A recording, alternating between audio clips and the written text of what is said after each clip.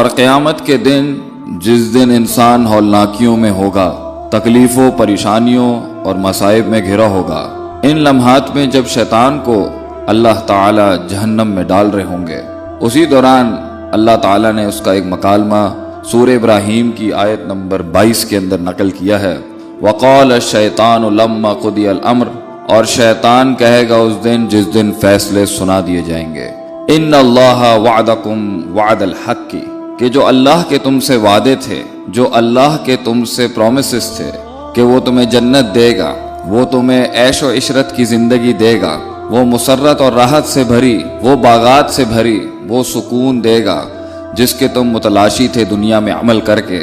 بے شک کہ اللہ کا جو وعدہ تھا وہ سچا تھا۔ وَوَعَدتُّكُمْ فَخْلَفْتُكُمْ، اور جو میں نے تم سے وعدہ کیا تھا کہ دنیا ہمیشہ رہے گی، ابدی ہے، اسی میں جی لو، جو کرنا ہے اسی میں کر لو، عیاشی کر لو، وقت کو ضائع کر دو، اپنی زندگی کو شرک میں مبتلا کر کے گانے بجانے، ساز باجے اور اپنے جسم، زبان، آنکھ اور اپنے پیٹ سے غیبت، حرام اور کبائر کا ایک لمبا سلسلہ جس کی میں دعوت دیتا تھا، آج میں اپنے وعدوں کی مخالفت کرتا ہوں۔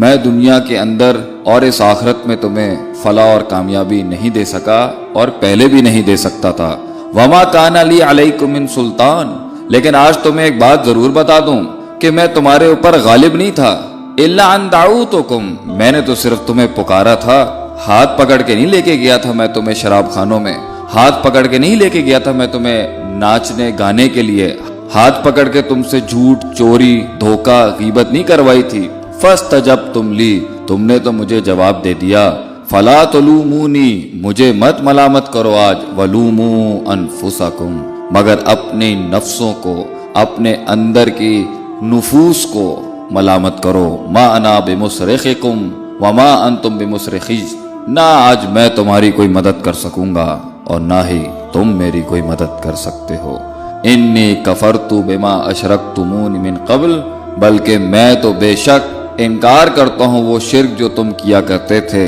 ان الظالمین لہم عذاب علیم، بے شک کہ ظالموں کے لیے، شرک کرنے والوں کے لیے ایک دردناک عذاب ہے۔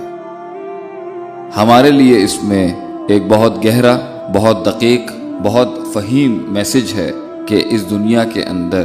ہم شیطان کو ذمہ دار ٹھہراتے ہیں اپنی گمراہی کے لیے، نہیں۔ اللہ تعالیٰ ایک اور مقام میں فرماتے ہیں ان کید الشیطان کان ضعیفا،